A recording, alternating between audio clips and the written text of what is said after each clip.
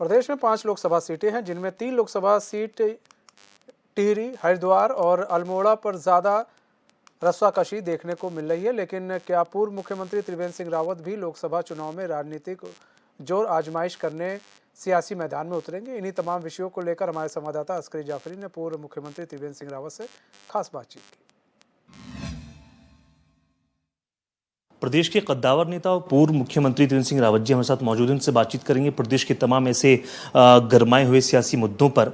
Sir, क्या कहेंगे? लोकसभा चुनाव नज़दीक है, तमाम चर्चाएं चल रही हैं राजनीतिक गलियारों में कि कहीं ना कहीं जो राजनीतिक स्क्रीन है उससे कहीं ना कहीं गायब हो गए त्रिवेंद्र जी। लेकिन लोकसभा की तमाम जो सीटें हैं यूपी में, वहाँ की भी आपको जिम्मेदारी मिली, प्रभारी बनाकर आप भेजे गए। यहाँ के लोकसभा चुनाव को आप किस तरह से देखते हैं?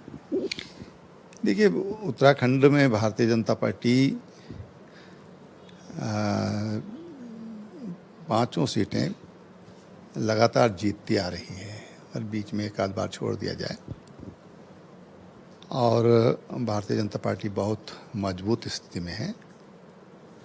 भारत सरकार ने, विशेषकर हमारे माननीय प्रधानमंत्री जी ने हमेशा उत्तराखंड को एक विशेष तरह का अपना स्नेह और आशीर्वाद दिया है, और इसलिए उत्तराखंड के जो लोग हैं वो इस बात को महसूस करते हैं कि उत्तराखंड में अगर इतनी तेज़ी से विकास हुआ है तो इसलिए हो पाया है कि यहाँ पर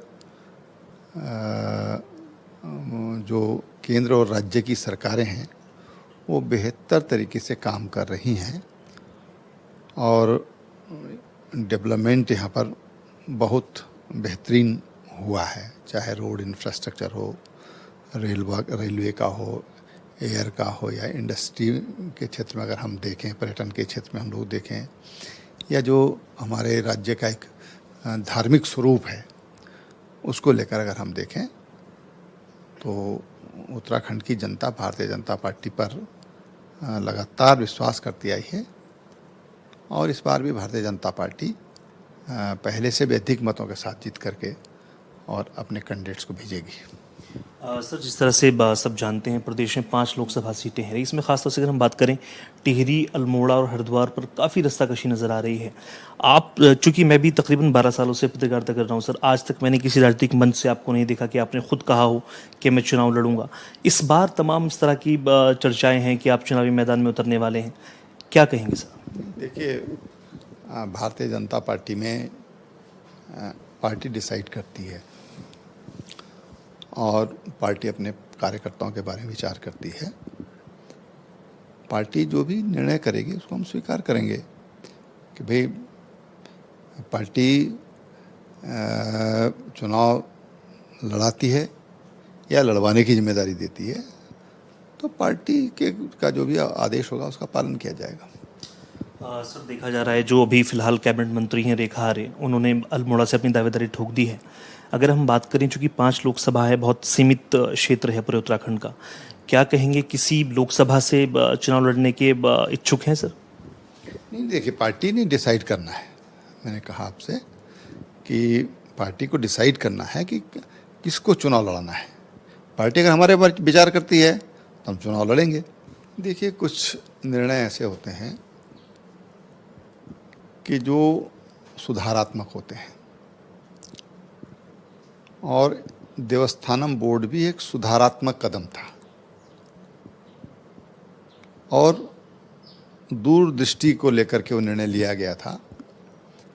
जिस तरह से रोड इंफ्रास्ट्रक्चर डेवलप हो रहा है, होटल्स डेवलप हो रहे हैं, एयर कनेक्टिविटी बहुत अच्छी बेहतरीन हो रही है, और 4 धाम रेल लाइन का निर्माण बड़ी तेज़ी से चल रहा है,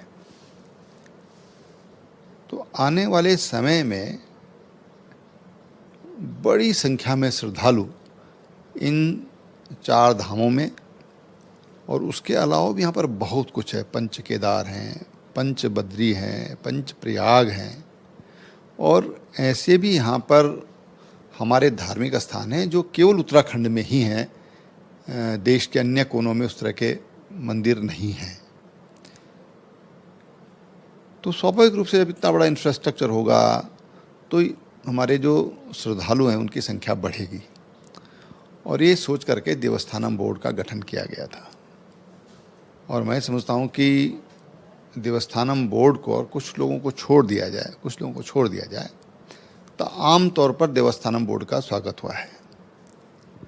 और मैंने जैसे बताया कि एक सुधारात्मक कदम था, और सोशल मीडिया में भी मैं समझता हूँ कि जितना लोगों में उसकी रीच हुई, जितना लोगों ने उसको पसंद किया, वो भी अपने आप में एक उस निर्णय के लिए एक रिकॉर्ड है।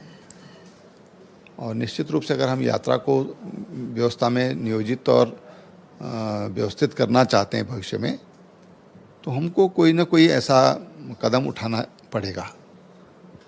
उठाना चाहिए जो राज्य को आर्थिक रूप से भी मजबूती दे और तमाम जो व्यवस्थाएं हैं उनको ठीक से संचालित करने में भी सहायक बने। सर, एशियन से बात करने के लिए बहुत बहुत शुक्रिया। तो आपने हमारे साथ प्रदेश के पूर्व मुख्यमंत्री त्रिवेंद्र सिंह रावत जी ने साफ तौर से तमाम जो प्रदेश के राजनीतिक समीकरण है उन पर खुलकर बातचीत की है, और ये भी कहीं ना कहीं इशारा दिया है अगर हाईकमान चाहेगा, पार्टी हाईकमान चाहेगा तो प्रदेश की किसी एक लोकसभा से चुनाव जरूर लड़ेंगे। अपने सहयोगी रजनीश के साथ मैं अस्करी जाफरी, एशियन 24/7 देहरादून के लिए।